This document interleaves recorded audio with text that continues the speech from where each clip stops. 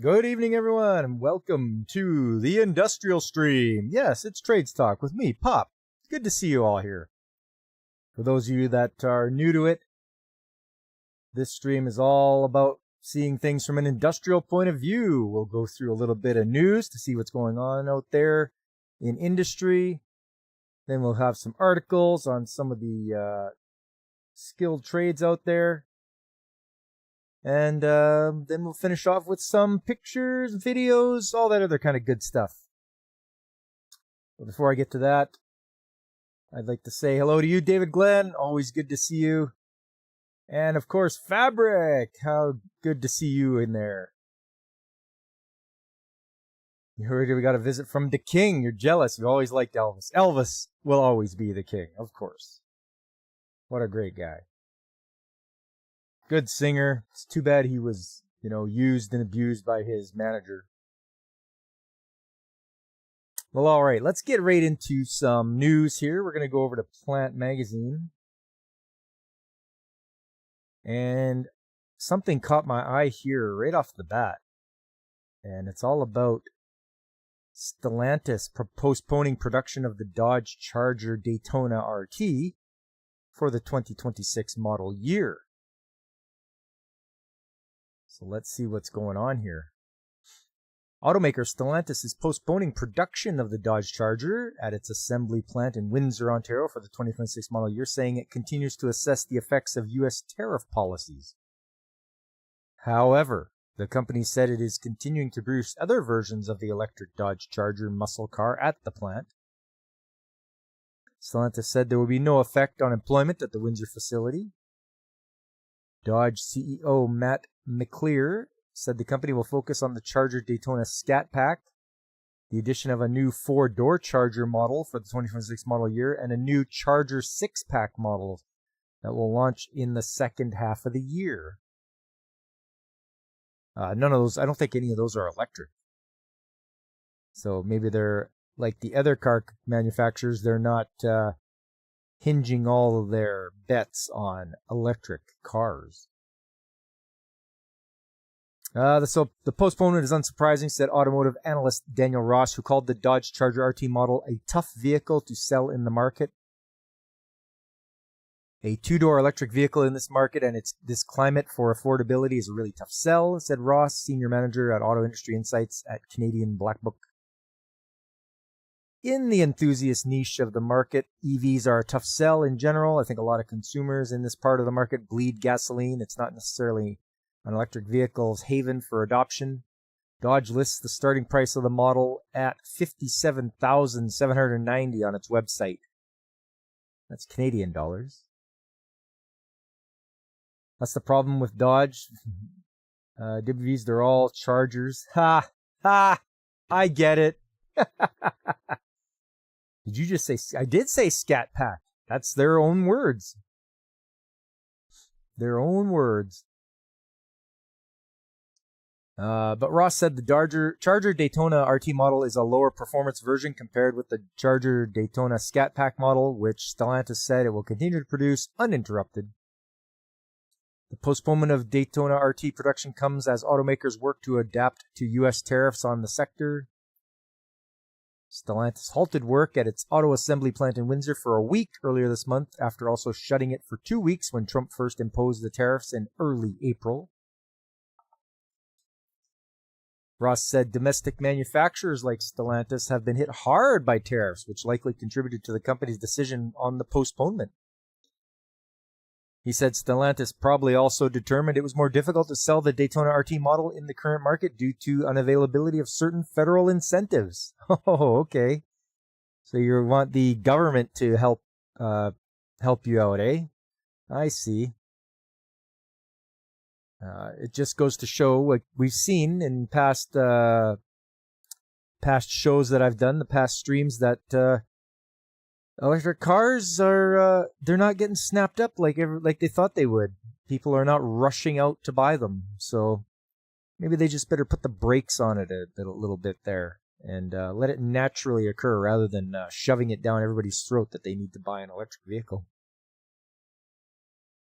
In January, the incentives for zero-emission vehicles program was paused as Ottawa said it had fully committed the funds allocated for it. Of course they did. They got to pay their buddies, I'm sure.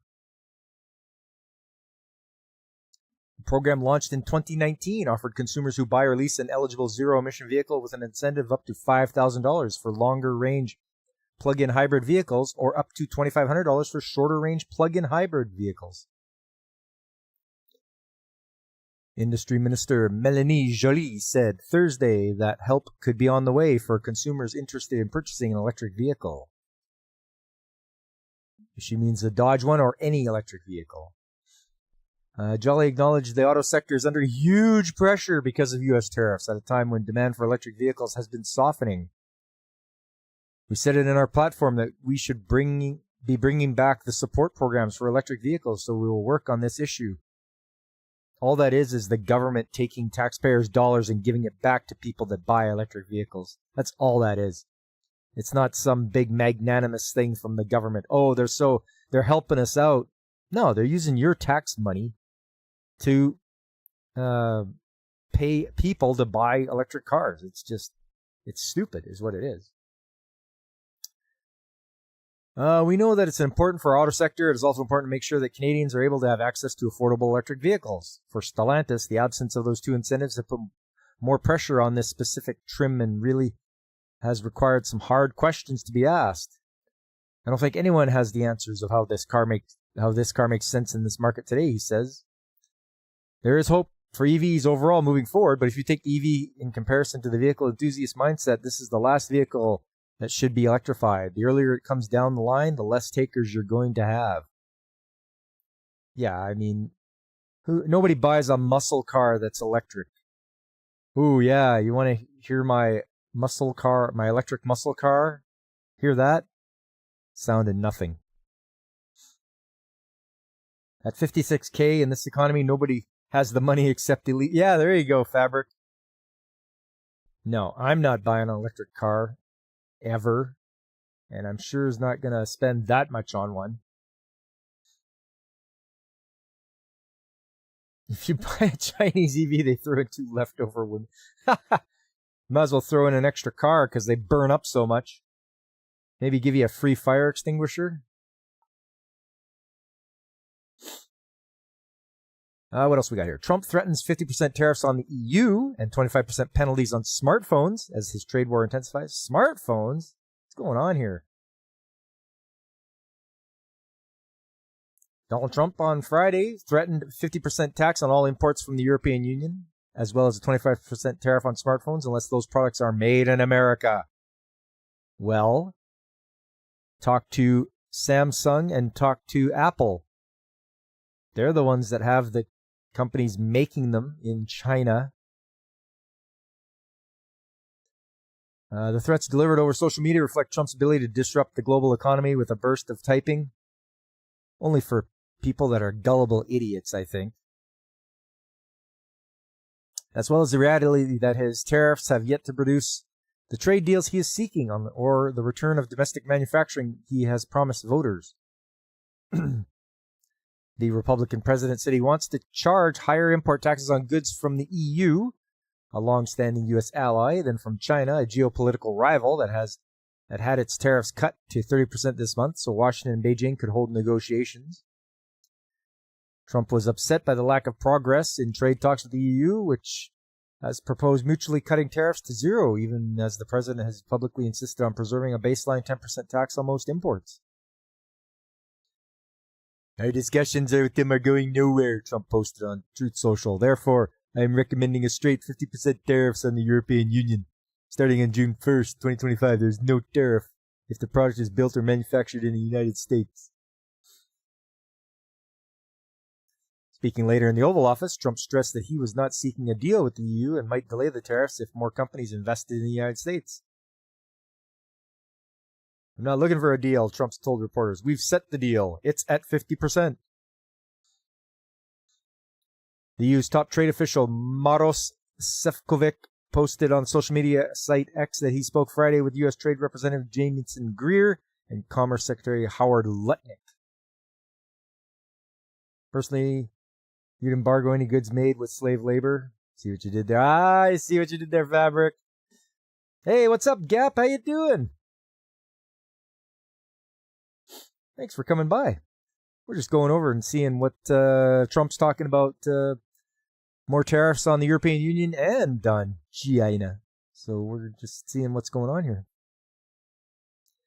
The EU is fully engaged, committed to securing a deal that works for both, Sefcovic said. EU-US trade is unmatched and must be guided by mutual respect, not threats. We stand ready to defend our interests. You might be ready, but can you? All smartphones could be affected. Trump's tariffs against Europe have been preceded by a threat of import taxes against Apple for its plans to continue making its iPhone in Asia. Apple now joins Amazon, Walmart, and other major U.S. companies in the White House's crosshairs as they try to respond to the uncertainty and inflationary pressures unleashed by his tariffs.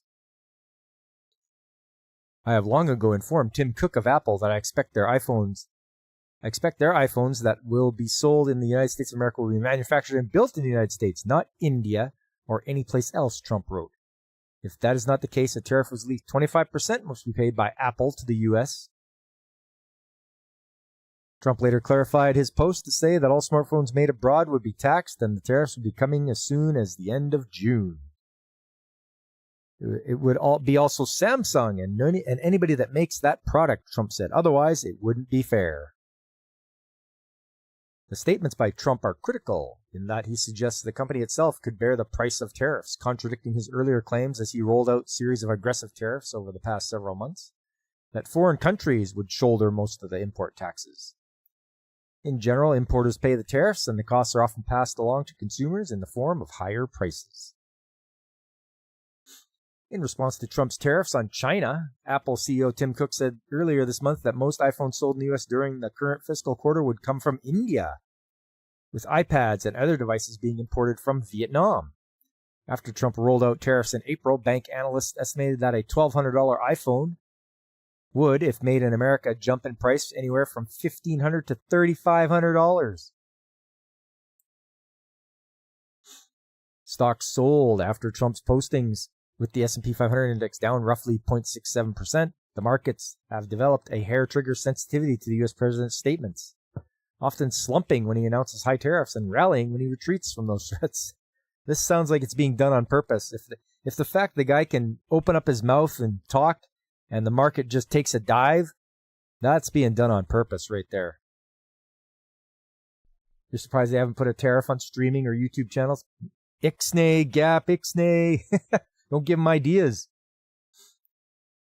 Wait till Apple unveils its domestically made 50K Apple Pie.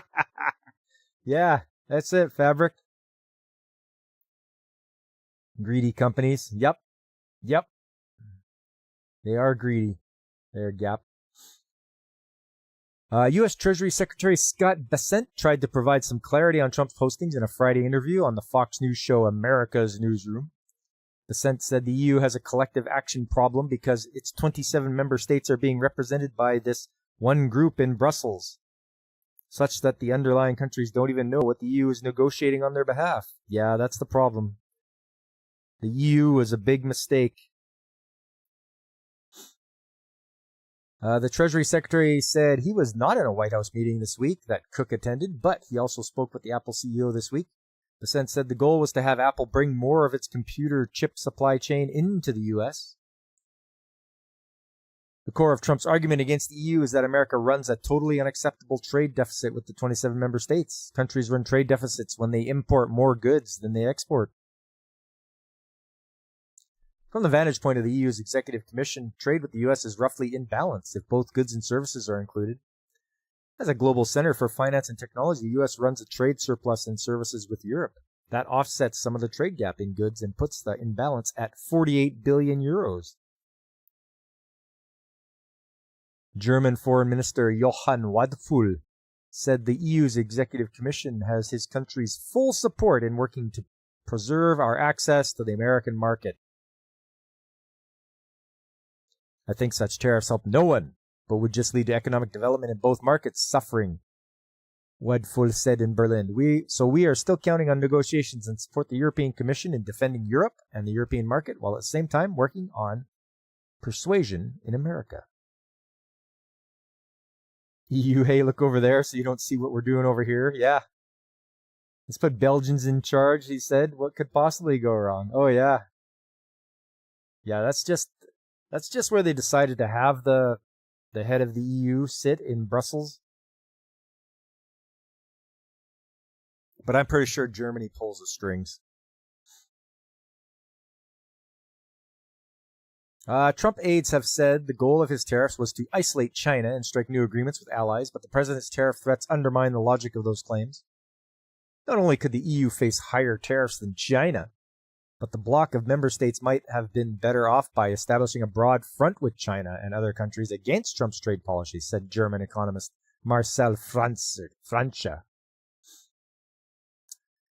The strategy of the EU Commission and Germany in the trade conflict with Trump is a total failure, Francia, the head of the German Institute of Economic Research, said on X. This was a failure you could see coming. Trump sees Europe's wavering, hesitation, and concessions as the weaknesses that they are. Mary Lovely, a senior fellow at the Peterson Institute for International Economics, said the 50% tariffs on Europe are most likely a negotiating ploy by Trump, as he has previously retreated on tariffs after taking a hard line. Yes, I believe that too. I think it's lots of talk, and it's just to get people scared.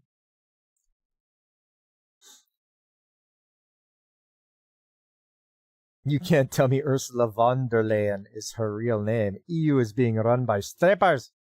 Yes, it is. She said Trump seems to believe that negotiations operate by going to a threat point that could risk self-harm to the U.S. just to demonstrate how serious he is, in hopes that doing so would produce an agreement. But Lovely said that in a long run, Trump's approach suggests that the U.S. is an unreliable trading partner. Ooh, that's harsh. That it operates on a whim, not on rule of law. Also, just because somebody yaps it up doesn't mean it's going to be a law. You hope Macron's wife is not one of those strippers. Yikes. That's scary talk right there, David. From what I've seen. Scary. Trump has run hot and cold on his relationship with Apple, a sign that currying favor with him might not necessarily shield the company from his anger. He's essentially told companies such as Walmart to eat the costs of his tariffs instead of raising prices, even though doing so could squeeze profits and cause layoffs. I mean, how much profit do you need, Walmart? Like, what kind of profit do you need? And I don't believe it would cause layoffs. They will, because they want to just hurt people. But yeah, I think Walmart makes billions in profits. They could eat some of that cost. He now appears to be deploying a similar degree of pressure to force Apple to accept the higher cost of relocating its supply chains. Trump had previously created an exemption on electronics imported from China to help companies such as Apple, something he could now remove. He also threatened separate 25% import taxes on computer chips and could have tariffs schedule rewritten in ways that could expose Apple products to the taxes. Macron's wife looks like Uncle Fester. Hey, be nice to Jackie Coogan. He played a great Uncle Fester. Bridget Macron likes to beat her husband. And Walmart needs all the profit.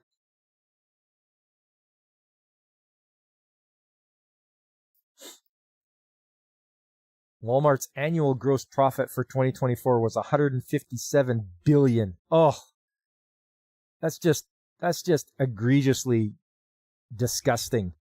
Just how much that is. I'm not against companies making profits. Yeah, make your profits, but man.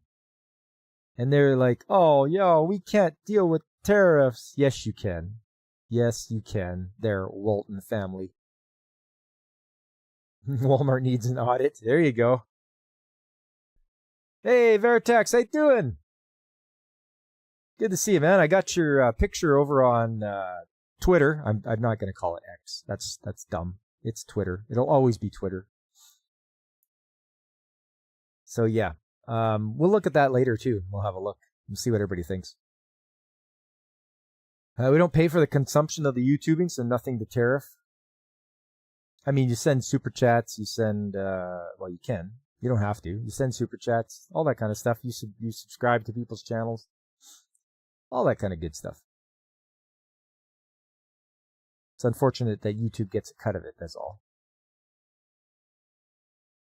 Until recently, the U.S. president repeatedly bragged about the $500 billion that Apple in February pledged to invest domestically as part of its development of artificial intelligence technologies, but he publicly turned against the company last week while speaking in Qatar. I had a little problem with Tim Cook yesterday, Trump told the audience. I said to him, Tim, you're my friend. Treat you very good. You're coming in here with $500 billion, but now I hear you're building all over India. I don't want you building in India. Analysts have been skeptical that Apple could quickly shift device manufacturing to the U.S., mainly because it has spent decades embedding complex supply chains in China to feed the factories, but it also has the challenge of grappling with the unpredictable nature of the current U.S. administration, and also the slave labor they love to use. That's another big thing right there. At any moment, things can change overnight, making it extremely difficult for companies such as Apple to plan their business.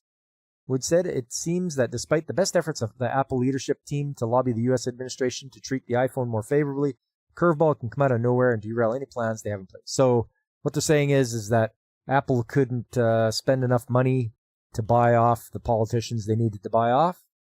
I guess we'll see. Your wife won't let you on X. She thinks it's a part. Yeah. Fabric, what are you watching? Oh, I'm on X. Get off there! Anyways, that's that one. EDC opens representation in Thailand. I don't know what EDC is. Reducing internal trade barriers, top priorities for businesses. Support for Ontario workers expands with proposed skills development reforms. Well, what the heck is EDC? Oh, the Export Development Canada announced the opening of its newest Asian representation in Bangkok, Thailand. Thailand is one of the region's largest economies with a gross domestic product of over $500 billion in 2024. The country's location and developed infrastructure makes Thailand an important hub for Canadian trade and investment in the Indo-Pacific region. Canadian exporters have already had success in the market, growing trade to Thailand by $1 billion. Or 17% between 2019 and 2024. Hey, Aris, how you doing? There you are. Good to see you. An Indian iPhone would be a disaster. It would autocorrect everything to Bob and... Yeah. And it would always keep calling you and trying to scam you, right?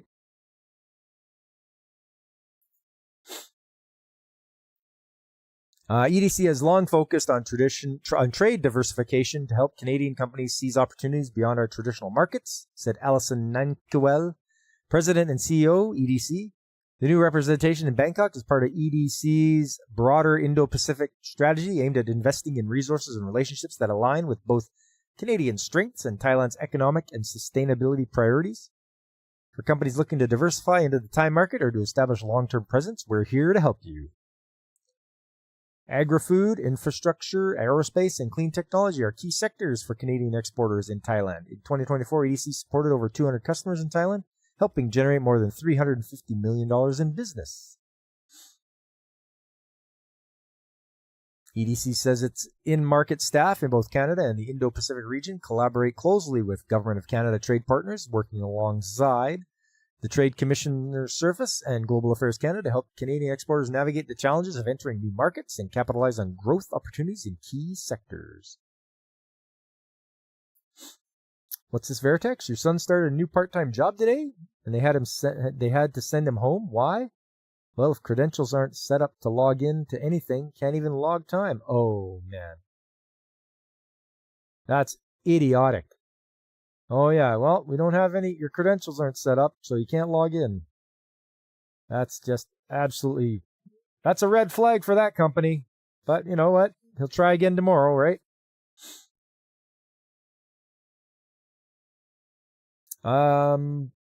Carney's only investing in Bangkok for the art. Yeah. Yeah, I'm sure he's going right over there, Fabric. Thailand's strategic location and robust economic growth make it a valuable trade and investment partner for Canada in the Indo-Pacific region, said Sarah Wilshaw, a Senior Assistant Deputy Minister, International Trade and Chief Trade Commissioner, Global Affairs Canada. EDC's new presence in Bangkok aligns with the Government of Canada's broader strategy to strengthen bilateral trade relations and support Canadian companies as they explore new opportunities in this vibrant market. Canada and Thailand share a robust trade relationship with bilateral trade upwards of $6 billion in 2024. Thailand's participation in the Association of Southeast Asian Nations Free Trade Area and Canada's involvement in the Comprehensive and Progressive Trade Agreement for Trans-Pacific Partnership strengthen the trade positions in the region.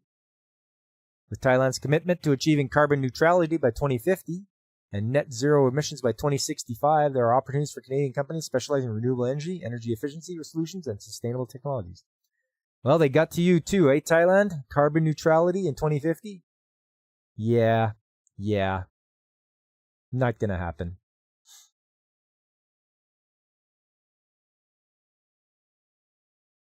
Okay. I think that's about it for the news from Plant Magazine. Not too much interesting stuff, except for that one about Stellantis and the Dodge Charger. It's idiotic, but it seems to happen with every company you've worked for, and they may have 2 weeks or more before start. 2 weeks? Unacceptable, Veritax. Unacceptable. Remember when you showed up to a job and started working? How very 20th century of me. Yeah, it's been like that before too. They're like, okay, yeah, well, can you start tomorrow? Yeah, okay. And you just show up and you work.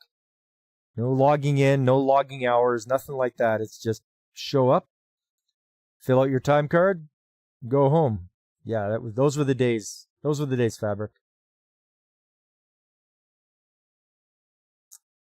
I looked up and saw this one here. This is from a place called the Canadian Immigration Law Firm, and it gives us the top 10 in-demand jobs in Canada. Number 1, registered nurse. Okay, I could see that. Number 2, software engineers. Okay. I didn't think they were that in demand, and I also thought that they were maybe overcrowded. There was too many. Early childhood educators. Okay, so what is that? Teachers? Teachers who teach kindergarten?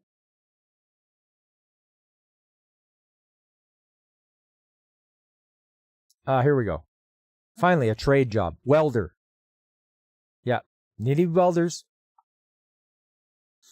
The average annual salary seems quite low, but at least it's got the highest paying provinces are Alberta and the Northwest Territories. That's because you're way up north. If you're in the Territories, yikes, you are way up there. They better pay you high when you're up there.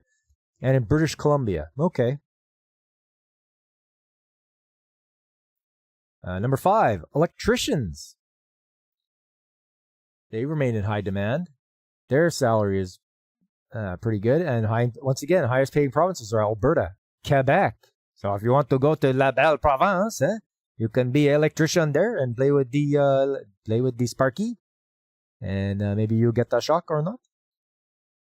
And also Saskatchewan. Okay. Number 6, a pharmacist. I guess. Number 7, truck drivers.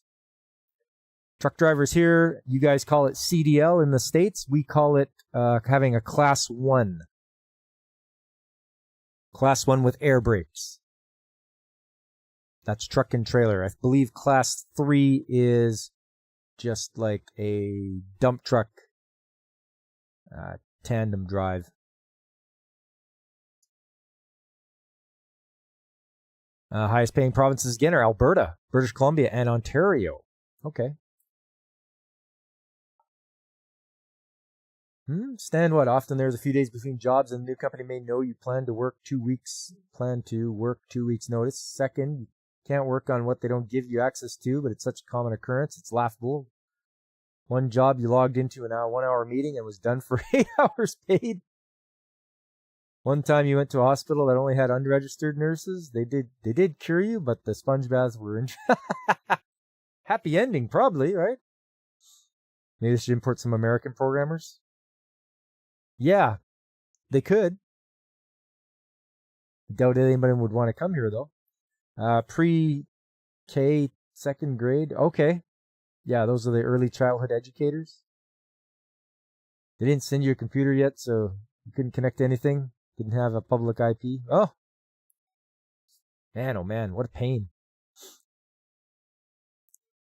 Number 8 here on the list. Administrative assistant, formerly known as a secretary, because, you can't call them secretaries anymore. Administrative assistant. Highest paying provinces are Ontario, Manitoba, and Quebec. Number 9 is accountants. And once again, the highest paying provinces are Alberta, British Columbia, and Ontario.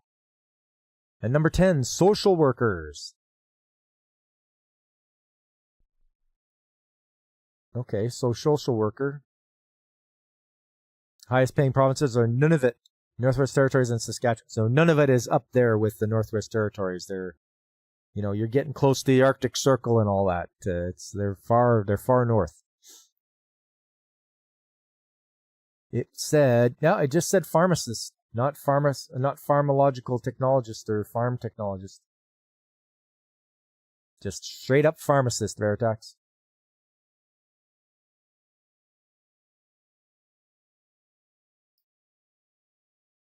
So much is tied to computers, eh? I guess, yeah. In some places it is. Yeah, so there's the top 10 in-demand jobs. I don't know how they gathered the data from the Canada Job Bank, Indeed, and LinkedIn. I don't know how you get it from LinkedIn. That's mostly people trying to sell you stuff on there. Anyways, let's move along here. The world is changing. How can Canada address labor shortages? How can we do that? Let's see what they come up with and whether I agree with them or not. Whether they're full of it. Let's have a look. We're looking at a significant number of skilled trades workers who are retiring, and we are not replacing them fast enough. Okay, true. I agree with that. So says Peter Lewis, President and CEO of the Canadian Scholarship Trust Foundation, who is calling on stakeholders to allocate more investment in education and training for youth to address Canada's labor shortage. We are facing a significant shortage in skilled trades workers, he says. About 700,000 skilled trades workers are set to retire between 2019 and 2028. Well, that's not going to be me. Yeah, 2028 is only 3 years away. I'm not one of those yet.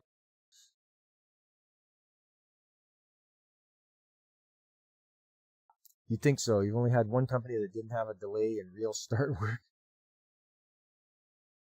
You'll have none of it. Yeah, you will, Fabric. Often there are half days of paperwork starting here in the States anyway. Half days of paperwork. Ugh. Modern trades require modern training. Lewis emphasized that today's skilled trades demand far more than traditional hands-on experience. They require up-to-date technical and academic knowledge. Well, I don't know about that. They can say that, but I'd argue that point. The world is changing. Ooh, very profound words here, these guys. This writing that they come up with. He notes that an auto mechanic, for example, must now possess modern skills, as many vehicles today are operated through computer systems, that software that didn't exist 15 years ago. Well, okay. Someone who's coming through those training programs today needs to have updated skills, and you need to have those types of programs available through community colleges, for example, to deliver on those updated skills. Hey, what's up, Lucifer? How you doing? Let's go, Oilers! Yeah, the game is game's underway. We'll have to see how they do. They can take down Dallas. That'd be all right. Yeah, the world's changing. Wow, look who just woke up this morning. Yeah, that's what I mean. Like the profound, wow, this guy, can he ever write an article? Post-secondary education can help equip Canadian youth with the skills they need, says Lewis. Skilled tradesmen do have a level of post-secondary education. It's not your traditional university or college approach. that you'll see because it's a blend of a work environment as well as an academic program. However, that academic program is a vitally important part of the journey that a skilled tradesman takes as they're growing. And roughly 75% of the training that's provided to people in that process is actually delivered through the community colleges in Canada today. But government should invest in the post-secondary system to ensure there's appropriate infrastructure and that instructors are well equipped to deliver the type of training required, he says. Community colleges must remain agile, updating curricula and training methods to align with industry expectations. Previously, the Liberal Party of Canada pledged to provide a new upskilling and training benefit for workers in the middle of their careers who require additional skills training to maintain career stability and success. Yeah, they pledged it. Did they follow through, or was it just another lie? You loved how they spanked the Golden Knights? Yeah. 2-1 Oilers. There we go. Somebody should go to the dealership and say, can I buy a dumb car? No computers? There is no such thing, Gap. Nope, there is. There is no such thing. Hey, it's DJ Ronnie G. What's up, DJ? Yeah, we'll just go over this one. I want to get to the pictures after this. So we'll do that. We'll just get through this one. One way that employers can help prepare young Canadians for the world of work is by offering apprenticeship opportunities. I mean, yes, you need to go through an apprenticeship to become a journeyman. That's how it works. Designing quality training programs is crucial, not just to support apprentices through certification, but to retain them as long-term employees, he adds. With apprenticeship programs, they're both the academic portion, but they also have a work portion, and young people need to have a company that's prepared to hire them as an apprentice, and then someone who's going to actually supervise them through their apprenticeship. I mean, that goes without saying. Journeymen need to make sure their apprentices are doing things the right way. Can be make very expensive mistakes if you're not watching your apprentice. Lewis believes government should create incentives for employers to expand apprenticeship capacity within their operations. They can do that, but you got to be careful because you're only allowed a certain ratio, whether it's like 2 apprentices to 1 journeyman or something like that. You can't have like 10 apprentices and 1 journeyman. It doesn't work. There's way too many people to watch over. So there is a ratio, and I think it might vary by province. Used to think an apprentice wore a red robe and a blue hat, just like Nikki in Fantasia. That's the sorcerer's apprentice, but it's not the trade's apprentice. The Oilers are doing so well this year, your bookie's only offering even odds. Yeah, they are doing well, aren't they? Let's hope they can bring the cup home. That would be nice. Employers should also ensure that apprentices have a positive experience to encourage them to remain in the skilled trades. You can't ever ensure that. You can make it so that you're not a dick to them, but that's about it. Otherwise, because people aren't going to be like, you know what, you're treating me poor, I'm out of here. No, when you have a house and a car to pay for, you're just going to stick it out. You're not going to be like, my hurt feelings. If I can design a good program that's going to support them, that makes it a positive experience for them, then I'm more likely going to be able to track them back as a full-time employee down the road. Good communication, mentorship, and practical experience are essential elements of success training environments, he adds. Canadians feel communication and interpersonal skills are the most important area to upskill in the next 12 months, according to a previous report. Well, they didn't ask me about that. No, you don't worry about communication and interpersonal skills. You worry more about, okay, how are my personal hand skills are? Can I troubleshoot things correctly? Am I costing the company more by breaking things than repairing things? That's what you worry about when you're in the trades. You don't worry about communication and interpersonal skills. That's low on the list. Very low. What's high on the list? Do I have enough parts? Do I know how to repair the machinery that's breaking down? And can I do it in a timely fashion? And can I do it so that it doesn't cost the company, more money because I'm not skilled enough? That's what they should be worried about. Anyways, let's get to picture time. It's picture time. It's picture time. Just go like this. Go like this.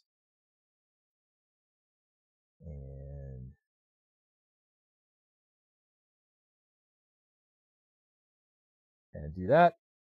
Capture a little bit of screen capture with Liliel. It's safety, yes, Fabric. Safety is top notch. And safety save, as David Glenn so rightfully points out. There's safety and then there's safety save. All right. You guys saw the title, did you not? The title of the stream? Working in recycling.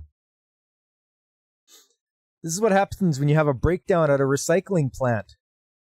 The trucks don't stop. The trucks that bring in the recycling for an entire city, they don't stop coming. They keep going. Can I drill a trouble light and it's still...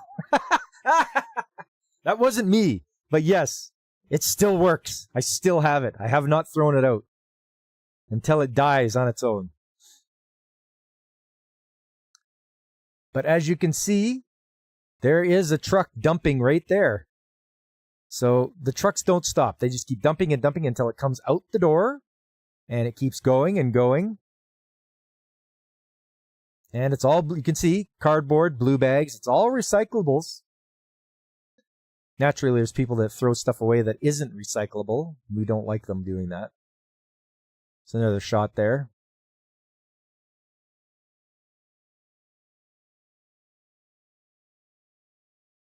Just going to skip a few pictures here.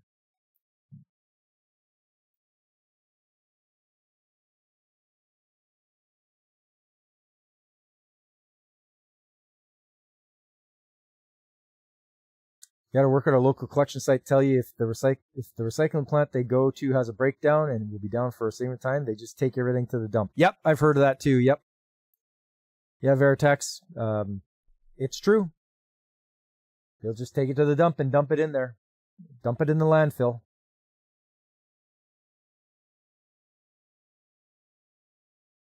Let's see here.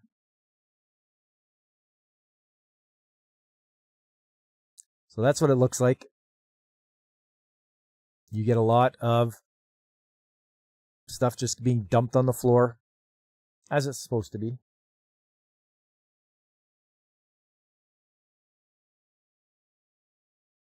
Here's a better shot there. Just mounds and mounds of it. And it gets dumped onto this conveyor belt. This is the start of the entire process right here. Is this thing here. It has a big drum in there and it spins and it just evens out the pile of material coming onto the conveyor belt. And it comes up this conveyor belt.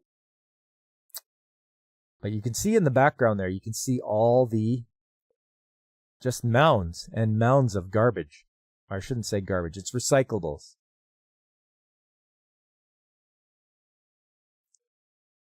And it doesn't always, stay in the spot it's supposed to stay in. It gets everywhere. There's another shot of it here. So this is where they dump it in with the loader. There is the shaft that the drum is supported by. So there's a big drum in here, and it's about 5 feet in diameter. It's quite large. I do have pictures later on of where we had to remove that drum. You hate to be the janitor that deals with all that? No, it's not like Almond Joy there, DJ. Single stream recycling plants? Okay, yeah. Yeah, it is. It is single stream. Everything gets put into like a blue bag or whatever, and they just poof. You just drive your recycling to Yellowstone at night and dump it in the geyser. Boy, do they get pissed. Yeah, right into the geyser. There was a job that needed robotic workers with AI-assisted material discernment. They have optical sorters, David. I've seen a few, not in person, but they have optical sorters which use jets of air and they just clear stuff off of conveyors. Really, they can really go high speed too, faster than the manual. A lot of stuff that was done here was all manual.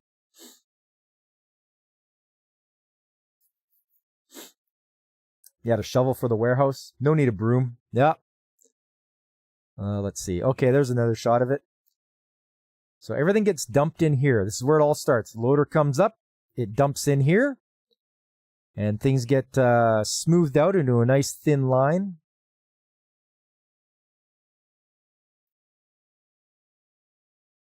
There it is there. Another shot of it. I think we are lifting up. There we go. Yeah, we're removing parts of this.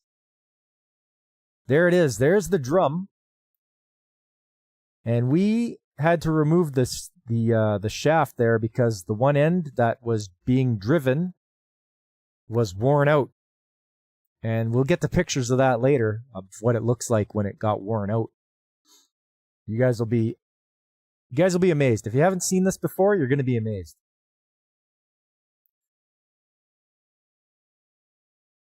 So there's another shot of it there. We have to lift this drum up and just set it on blocks, just so we can get the bearings. So it's right now it's resting on blocks. You can't see it, but in order to get the shaft out, because the bearing rested on this framework here, we had to lift it up, put it on blocks, and remove the shaft. There's what it looks like. As you can see, it's got these teeth on it, and it spins, and it just makes the garbage that goes into it. It just makes it nice and an even line there. It's a massive drum. Hold your applause, please, and smash that like button. Thank you, Veritax. Thank you. Yes, please do what Veritax suggests and smash that like button if you haven't already. Garbage gets everywhere. Like, all the stuff gets everywhere. It is not contained. This place it takes a lot of work to keep it clean. Thankfully, I was not on the cleaning crew. I'm maintenance, so not my job. But yeah, it's a typical day up on one of the catwalks beside the conveyors. And yeah, you can see all here, like, that is all just getting pushed out. They really need to fix up the skirting on there to keep it from doing that. Just put it on Black's Very Indian solution to the first world problem.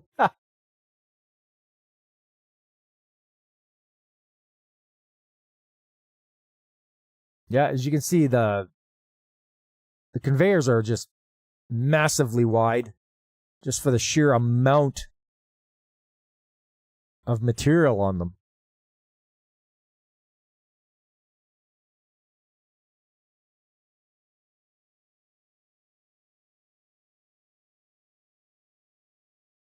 And of course, I've got to take my complimentary or obligatory pictures of motors, the motor tags.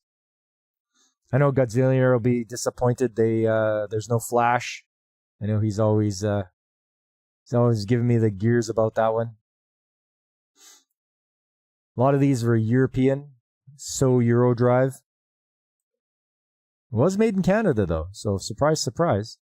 Not made in China.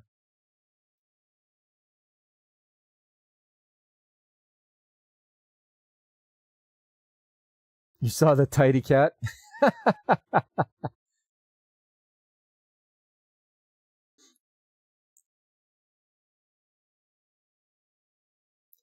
This is a tail pulley on the conveyor, and you can see it's like this so that the material will fall out of it easily. So it's got these gaps in here. Not gap after dark, but just gaps between the supports. And that is so the material will just fall right out of it, not get compacted in there.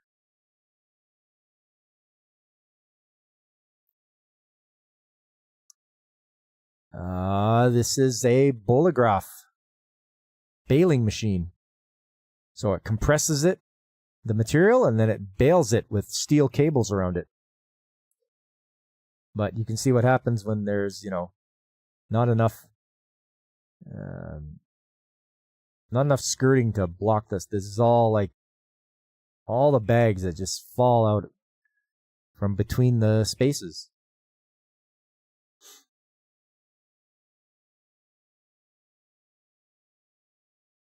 And just getting shots of stuff. I will try to find that where we're pulling the shaft out, because that is pretty wild. Ah, there we go. Okay. Close this.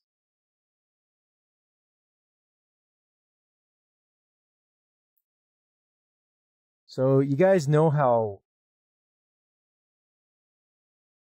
they'll have keys for for driving things on shafts, and they're usually square or rectangle. Well, this used to be square, and it used to be a key that would sit in a keyway.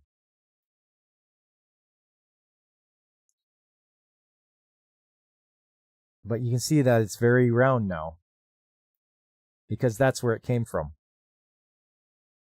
So this seat in the shaft is supposed to be nice and square. It is not. It is, as you can see, half round, which is why we had to change out the entire shaft. We had to pull off the gearbox and get access to it. There's another shot of it. As you can see, there's a little half moon where it's supposed to sit. But it's not there anymore. Something got loose, whether it wasn't a good fit to begin with, and it just, was so much abrasion, just going back and forth, back and forth.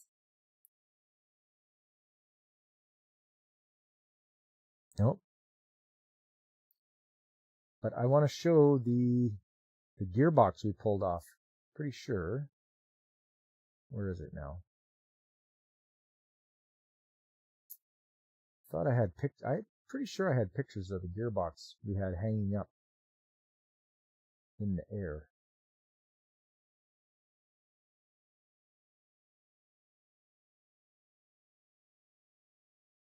I just got to look through it. I've got a lot of pictures, so.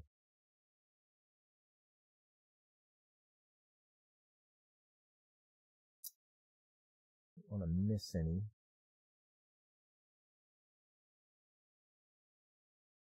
Oh, it might be in one of my other folders too.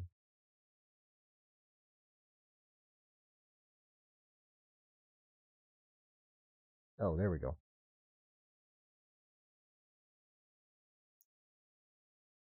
Okay, there's the gearbox. Right, the shaft's sitting inside there. You can just barely see it. All right, so we got to remove the gearbox. Okay, no problem. Get the crane over, rig it up. Remove the bolt that's holding it in place. There it is. So there's another shot of it.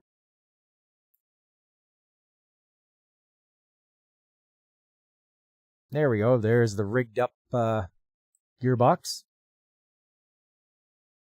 We got it off of there.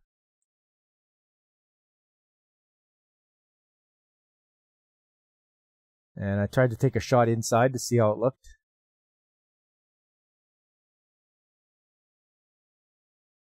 This is the new one. As you can see, this is what a new one looks like. Nice and square, sharp edges. All right, there you go. Brand new one. That's what it looks like.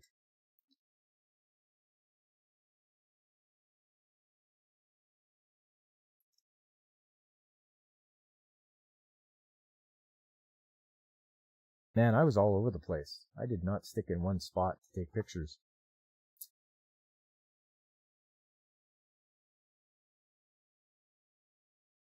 Where did I end off here?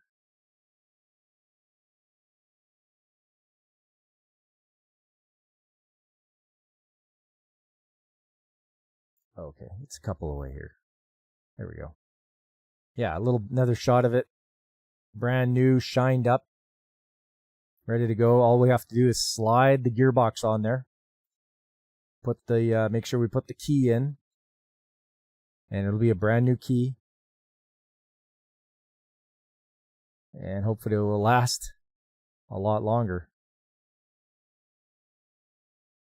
And a lot of these conveyors, chain-driven conveyor.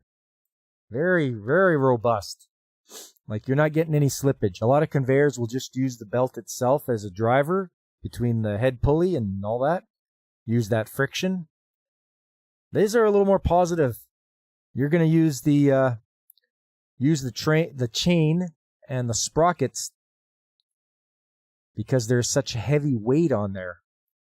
So no slippage, but what you have to make sure is that the bearings on here get changed out when they need to be. Otherwise, you're in trouble.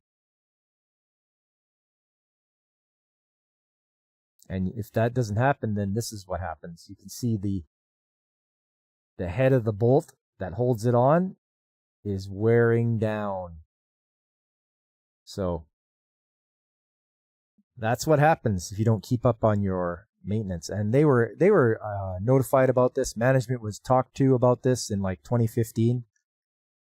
They're like, hey, we got to replace this, otherwise it's going to fail. And they're like, yeah.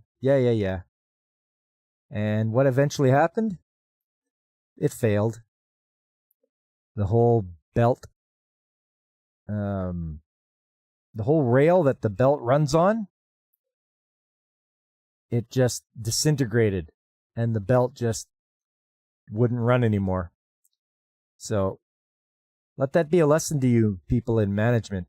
When the workers tell you that something's going to break soon, maybe don't ignore them. Otherwise, you're going to be paying for it later with downtime. And let me tell you, the city doesn't like it if you're not up and running.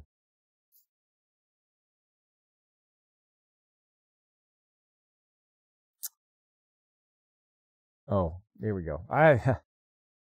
This was funny. I think somebody was pushing garbage with the loader, and they just pushed a little too much, and something swung and hit this set of louvers and smashed them right through the wall. It's like, oh, okay. Management thinks they always have enough time to ever listen. They never do. Nope. Not until it's too late. And you try to warn them. Looking at parts. Need to do a repair.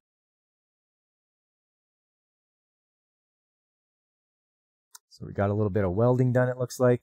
Welded that plate into place.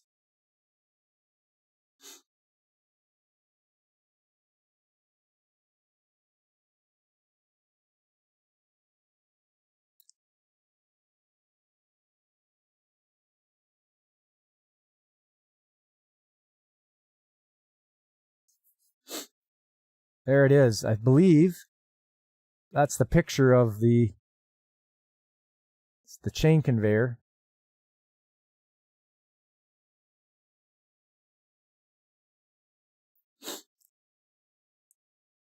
Yeah, here we are. We're underneath it. We're underneath the chain conveyor. There's the ground for a welding. I believe we were welding on another rail for the track to ride on. So there it is there. I wasn't the one doing the welding. I'm not a welder. But we got a piece of angle iron down there, and that's what it's going to ride on now. It's the same guy who last used the snowplow. Looks like his handiwork. Yeah, right, eh? Different company. Gotta go. Great show. All right. Thanks for hanging out, Gap. Great to see you. You have yourself a good old time there.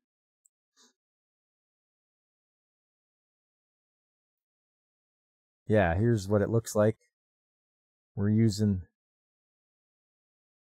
We're using come-alongs to support the conveyor so that they can weld the angle iron in place.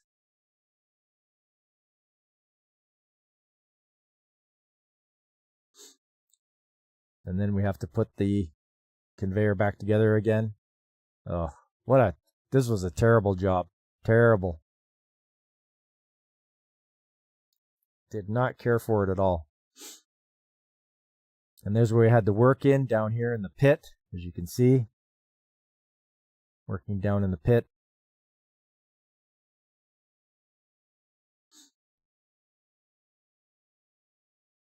They had to remove the conveyor, the one that goes up at an angle, just so we could get in there.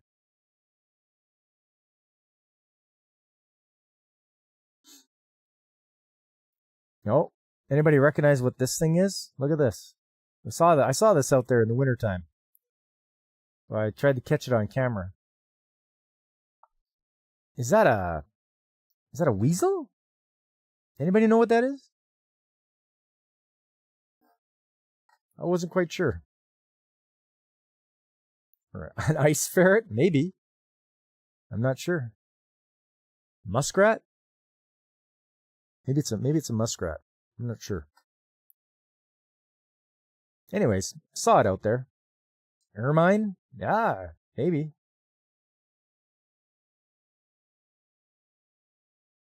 Yeah, Weasley? Could be Weasley. Anyways, you never know what you're going to see out there.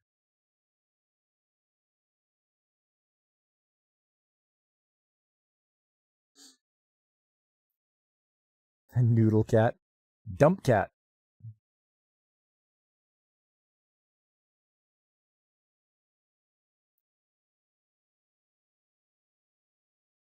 I think what we did is we put in some new rollers. That's what that was all about. Just trying to see here.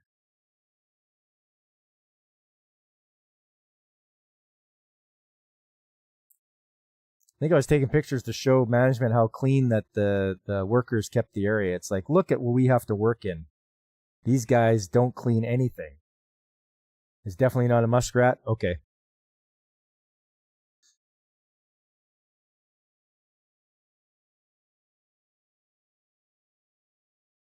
Yeah.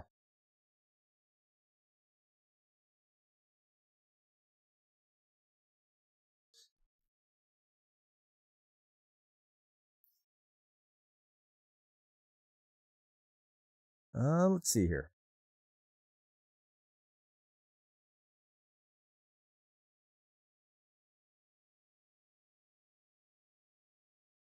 Oh yeah, that was the metal peeling up from the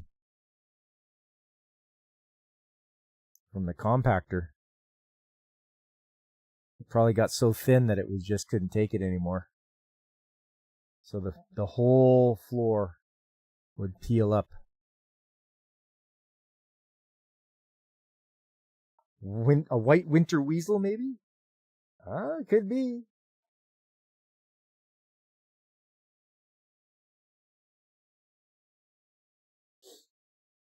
I thought I had pictures of where we stored all this stuff, too. Oh, yeah, there we go. Okay, so I should have some credibility about being in the being in a recycling business or working in waste management. You know, I've been in it a lot of years, but this is what happens.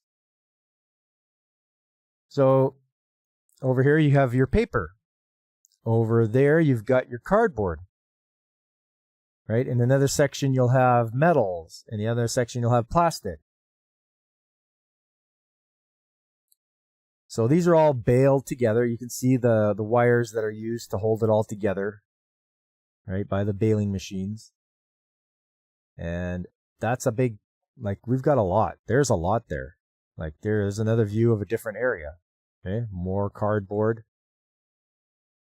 So this stuff doesn't get recycled here. It gets sorted. there actually is no recycling. What happens is they sort everything and then they ship it away to other countries. And it used to be China, but now it's like the Philippines or wherever else, some other third world country. And that's how I know they're not serious about recycling here. If they were serious about recycling, these things would be shipped to companies here or in the US that would take the material and repurpose it, use it. They would use the paper and turn it into more paper. They would use the plastic and turn it into more plastic. Right? They would take the metal, they would melt it down, make new metal. That's what they would do, but they don't. They don't. And that's how I know they're not serious about it. Nobody is. They just do it for the tax credits and pats on the back. Oh, look at us, what we're doing. Well, you're not doing anything. You're just sorting. You are not recycling. Here in the U.S., only number 1 and number 2 are even potentially recyclable. Most of it is shipped somewhere. Would be shipped to West Virginia or New Jersey. Oh, yeah. But as you can see, like, that is a lot. There is a lot of things that are, a lot of bales to be shipped away. And trucks would line up, as you can see, there's docks here, docks, from 1 to 6, you've got your dock doors, and you've got trucks backed up to them, and the forklifts just load them in.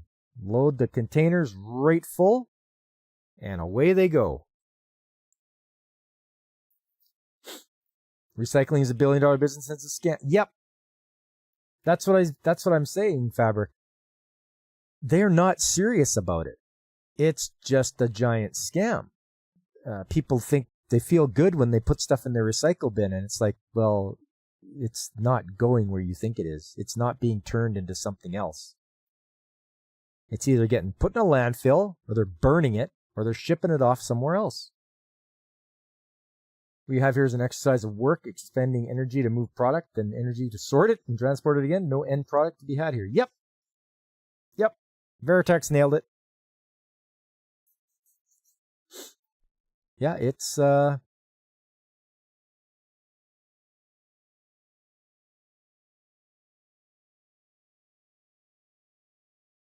it's all just for show. And we were talking safety earlier. This says exit, and there's sort of, you can see a little corner of the door. But I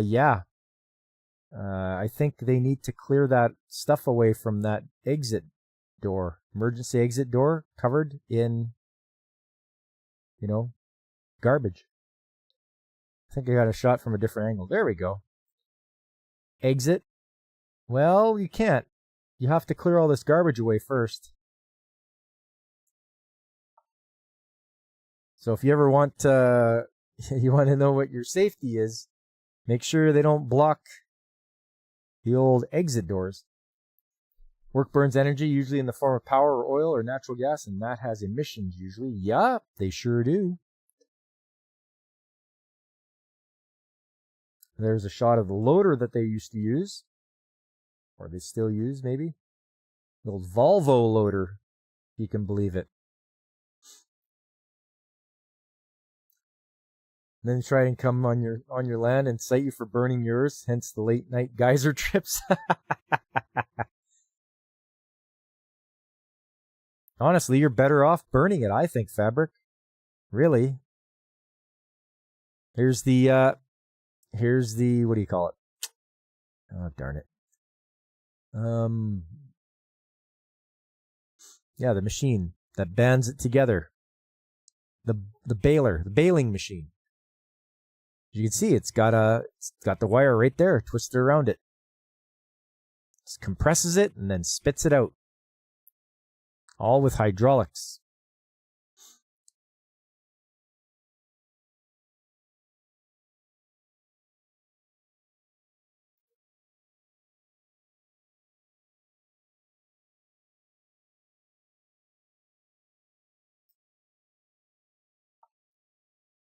You heard those Volvo loaders will not die, but try finding one?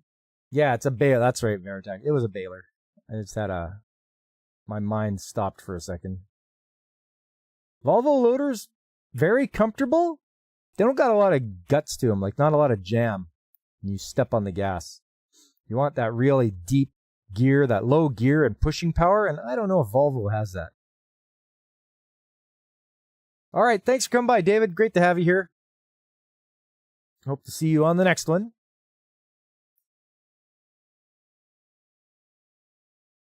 Yeah, so this is what recycling means to me. It means you're just sorting it out. You're not doing anything that's making any kind of difference.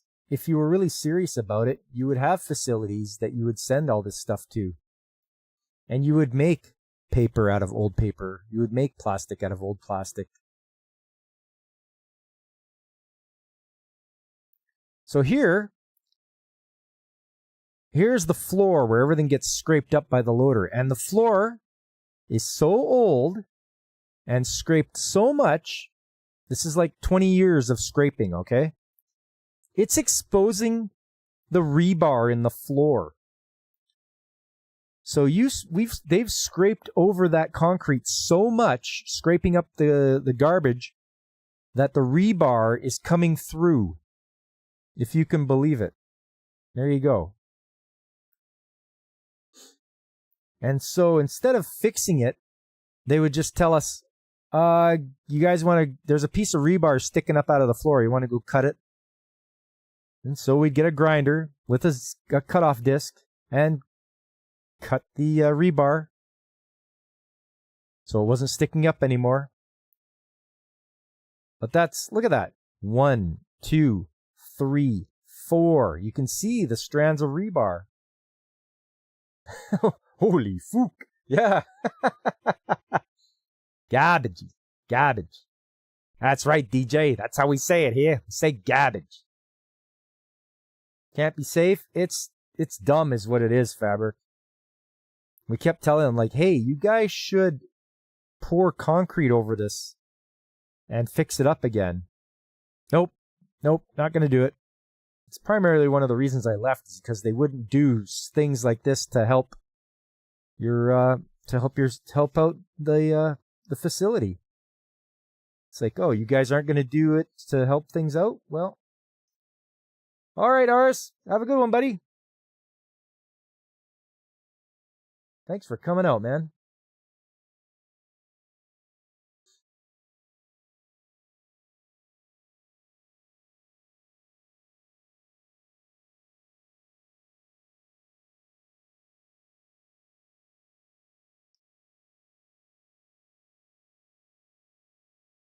Yeah, I'm going to be wrapping her up here too, guys.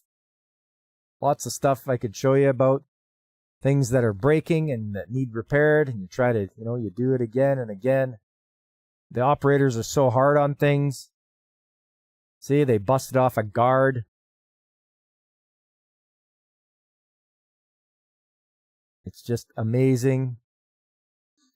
Things that get run to failure, like this roller for a conveyor, it just got ran into the ground.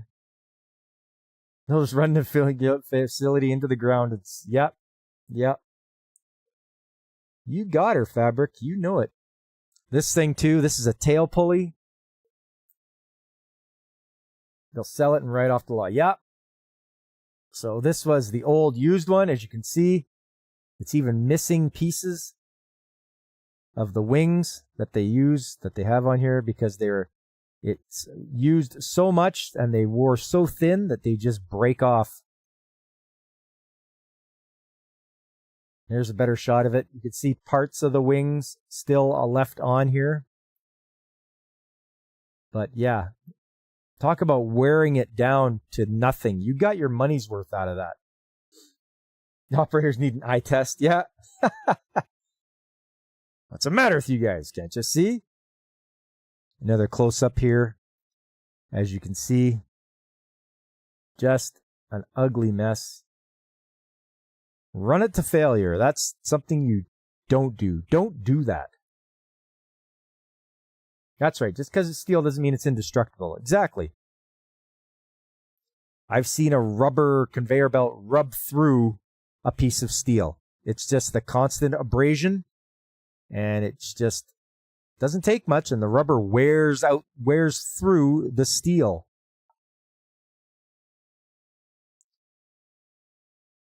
So this is what it was all about, working at the recycling, quote-unquote recycling facility. It's a sorting facility.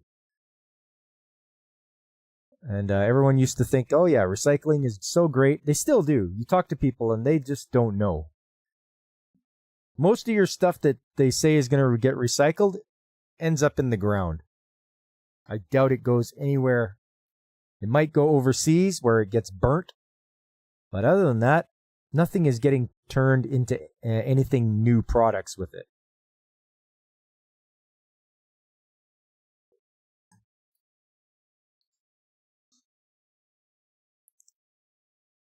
Oh yeah. Oh yeah. See that crack? The weld is cracked. This is the hydraulic cylinder that helps compress for the baling machine. Right along the weld too.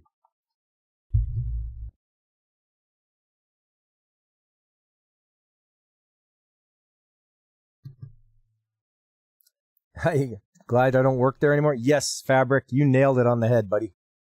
I am so glad to get out of there. 15 years was enough.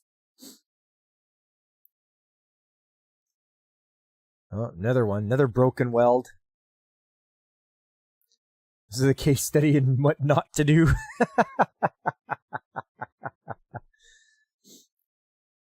Yeah, and just bales and bales.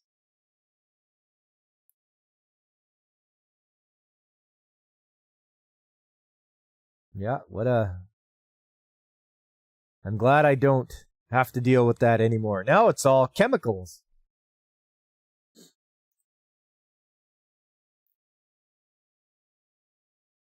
But at least the place I worked at is a lot cleaner than this was. Ugh. Just all the rotting stuff you would encounter. Now get this. I'm standing on a mezzanine right now. You can see there's the railing. This isn't the floor beside it. This is a pile that they've piled up so high that it started to spill onto the mezzanine. Like, this is crazy. And I had to go and give the guy heck and be like, hey, your operator pushed a bunch of stuff onto the mezzanine. That's crazy. Don't do that. Out of the garbage and into the vats. Yeah. Yeah. No, I'm better off where I am now. But yeah, getting this garbage pushed onto the mezzanine by the loader, like, give your head a shake. Another shot of it. I think I might have had the flash on for this one. Yeah, I had the flash on. I turned the flash off.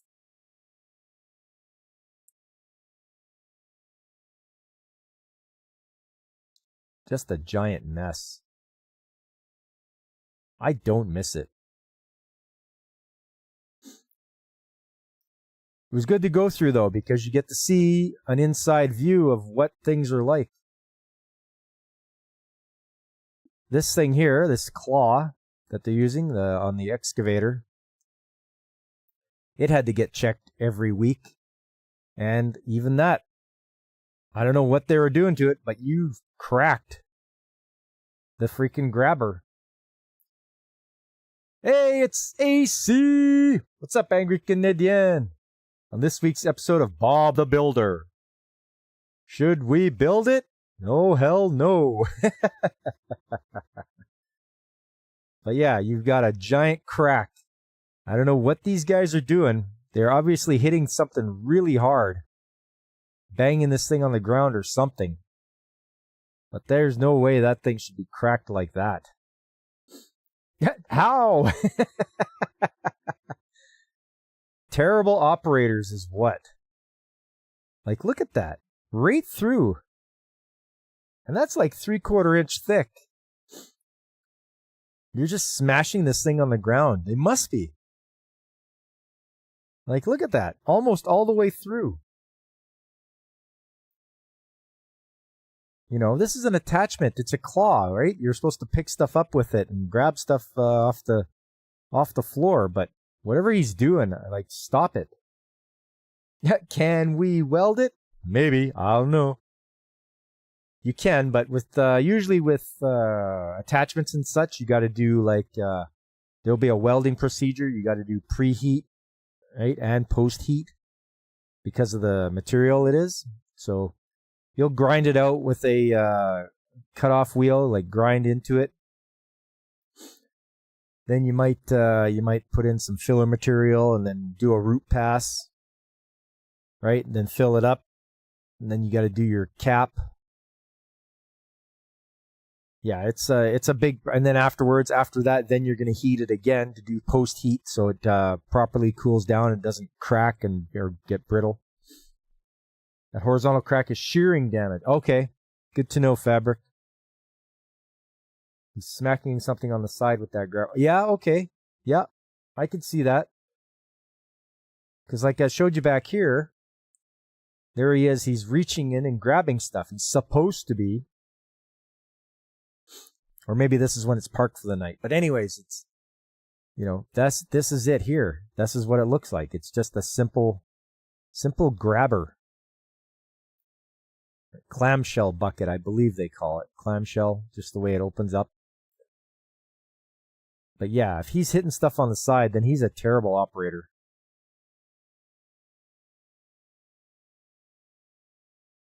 Not quite sure what I was taking a picture of there. Maybe how this thing was sitting on top of the conveyor, and it's not supposed to.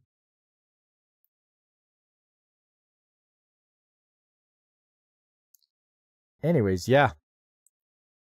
Big crack. Something for the welder to repair.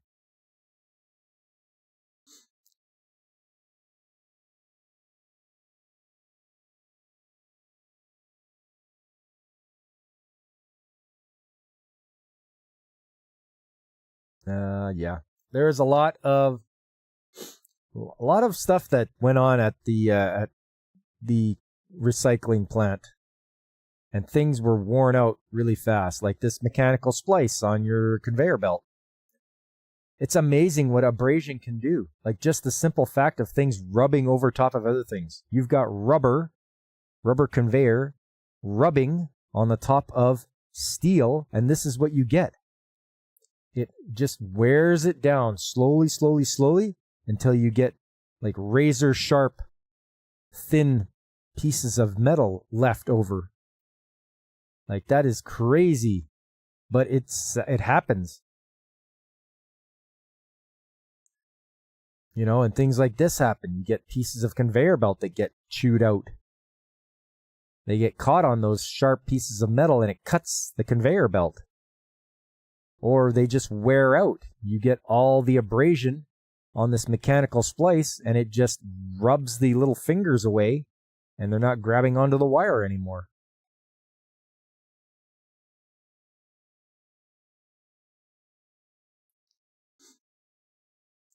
These can be okay to change. It looks like you can do it individually, but you got to make sure you get around the wire. Like you got to pull the wire out, put in new ones, and then push the wire back in so that it grabs onto the hinge. This is what I was talking about of the thin metal. All this is all thin from all the abrasion from a rubber belt. Water cuts canyons and mountains with a... Yes, yep, exactly, Fabric. Takes a long time, but it's the same premise.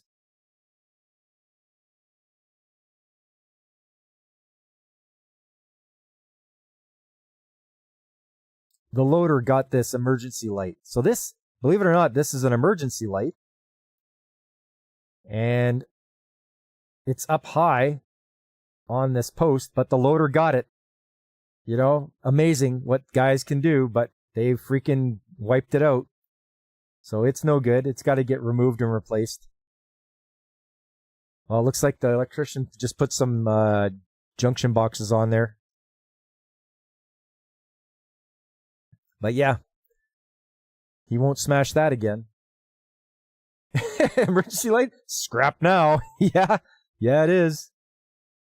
That's where it is. You can see just the bar of the aerial work platform. And there it is. So however he got up there to get it, you know, it's amazing. Operators, they just can't, they just amaze you sometimes with the things they can do. You have the wires just dangling there. Yeah. Yeah, it's pretty crazy.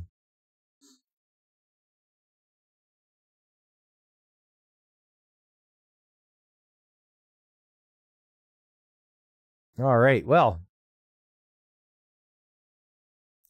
I think I've recycled this stream enough. How in God's name did he, you know what? We'll never know, Fabric. We will never know.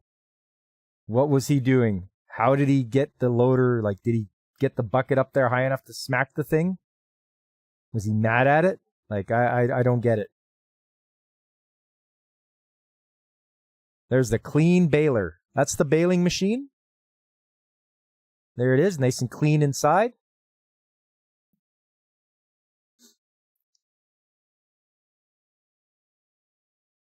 There's the other baling machine. And it spits stuff out through the front here, like that. Compresses it.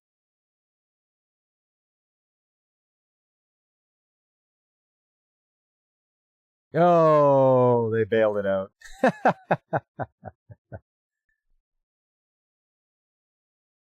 These things are fascinating machines. I'm glad I got a chance to work on them. I wouldn't want to work on them full time, but they certainly do a good job when they're working in working condition. As you can see, all the wires here, they get pulled in, and right in here is where they do the actual tying on the bales. Pretty amazing. If you haven't seen a baler in action, you should check it out.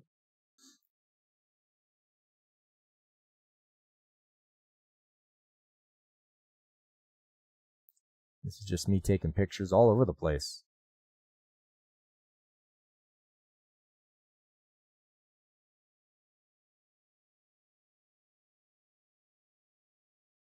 There you go, wiring nightmare. You ever asked to trace a few lines? This is where Anakin loses his lightsaber after getting his hand welded so they can... Yep.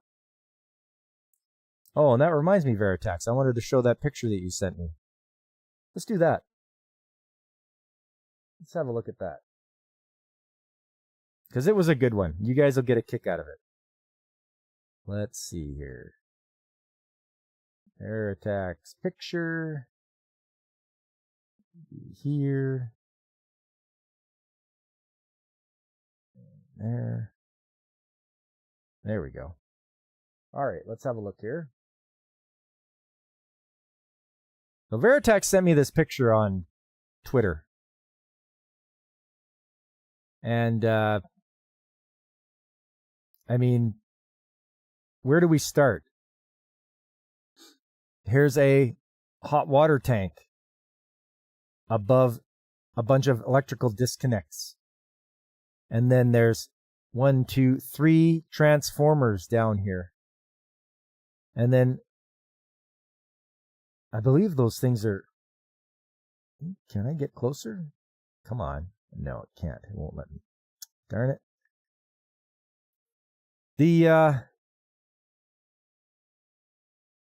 They're behind there, yeah. There's a fence up there. It's like, oh, keep out, high voltage. But they've got their mop buckets in there. 1, 2, 3, 4 mop buckets. Open image, new tip. Thank you, Veritax.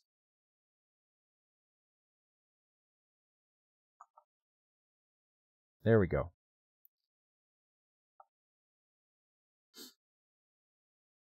So you got your hot water tank suspended, and it's it's hanging.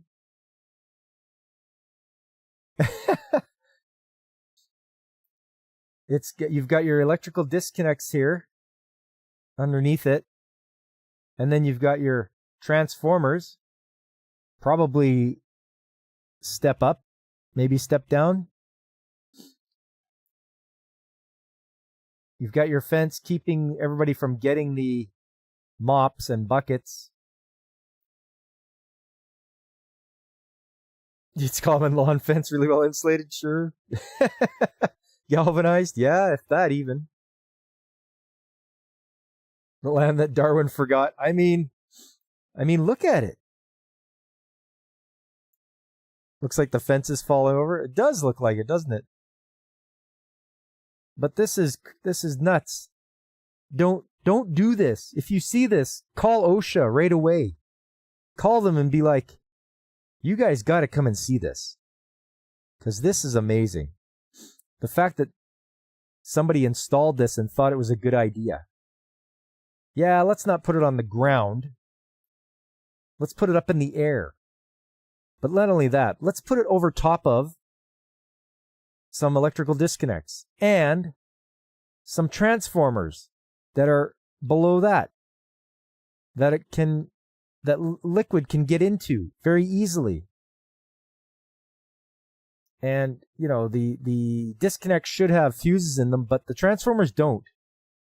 You have liquid hit that, you are in big trouble.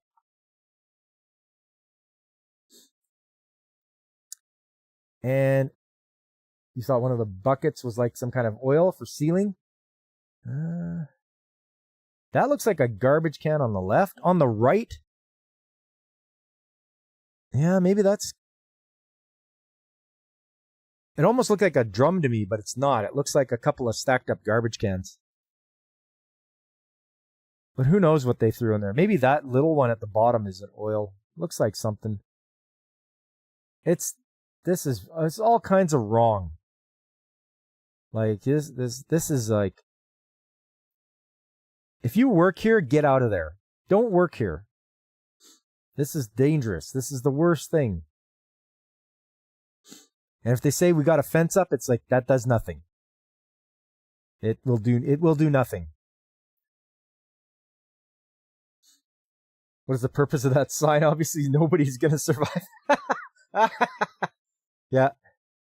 It shouldn't say danger, keep out. It should be like, have you filled out your will yet? And the conduit wires run through. Fence isn't even locked. Yeah, there you go. They've only got they don't even have a padlock. It's just one of those little hasps that you flip up. Just keeps the gate from swinging open, that's all. But yeah, thanks for sending me this, Veritax. This is a gold mine of what not to do. I can't believe they got rid of somebody somewhere. They've got to report this. Do something to make it right. Put the water tank on the ground. And I mean, is it even... I wish I could see how well it was plumbed in. Because that looks like a different material than copper. So it looks like it goes copper, then a different material, then back to copper, and then this thing looks like a different material. Also, you went this way, down, over, and around, when you could have went straight down and over. Anyway. Gravity, baby. How far the pipe's coming into into it. Yeah, have to run around the power. Yeah, exactly. This is just a nightmare.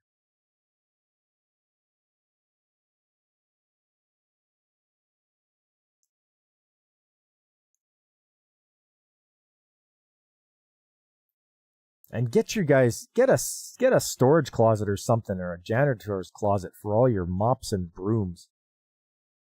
Don't keep them there. You bet this year's stud fees that a foreign engineer did this.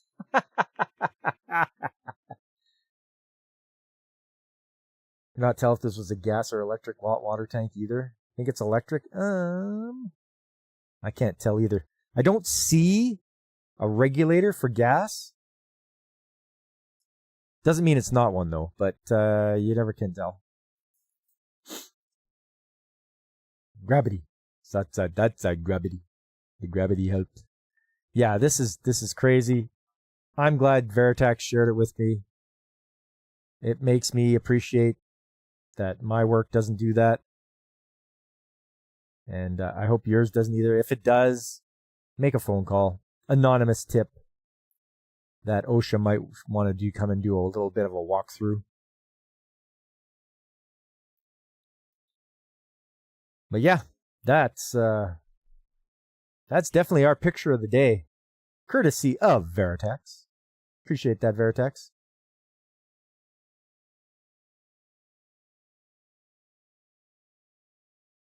This is not the product of a Western mine. All right, well, it's time to wrap her up here, fellas. It was a good time. I just want to thank you all for coming out today, everybody here. Everybody like David Glenn and Fabric Folds, Gap After Dark, Veritax, and Aris was in the house. And DJ Ronnie G and Lucifer the Doberman. Go Oilers, you got her, buddy. And who else? Who else? Anybody else that was lurking and listening? I appreciate you coming by. Oh, Angry Canadian. How could I forget Angry Canadian? It's great to see you there, AC. Hey, guys, please do me a favor. Hit that like button. Subscribe if you haven't already. Spread the word. Tell them old Pop's here. Tell your friends. There's other good channels out there, people I watch and enjoy, like Pacific 4 and 4 and DJ Ronnie G. There's Brandon the Anime Guy. There's Carl at the RNG Podcast. Tomby, the aforementioned Angry Canadian, Nerdporial Lifeform, everyone's favorite Penguin Punkwaddle, and Infinite Metal. He's on Twitch and Kick, and he does some pretty fun streams. He plays retro games, and he has a undead dragon lord that ridicules and mocks him as he plays, which is, the main reason I go there. It's fun. Don't forget, guys, coming up Saturday, Retro Game Day, I'm playing more Penguins of Madagascar. Cute and cuddly, boys. You're going to see more of that. Going to see how far I can get through here. I want to get through the entire game. It's pretty good. I do like the fact there's voice acting on a Nintendo DS game, which they didn't do on the Wii U version. Kind of disappointing, but they did a better job on the DS game as far as I'm concerned. And then on Sunday, a new month. It's June. What am I going to do? I don't know yet. I don't know what the theme of June is going to be. I will come up with something, though. It's going to be anime related, and it's going to be a good time. So hopefully you guys will tune in for that. Sunday morning, 9 a.m. sharp. You got to catch up with the Penguin stream. There you go. Appreciate that, AC. And then after Sunday, it's Tuesday again. We'll be back here again with more videos, more pictures, more industrial talk. We'll see what's going on in the world. We'll see what those tariffs are doing to the economy, and we'll see whether there's going to be more or less electric cars being produced, because they're not running after them as much as people thought they were. These companies were hoping people were going to head over in droves to buy electric cars, but no, not going to happen.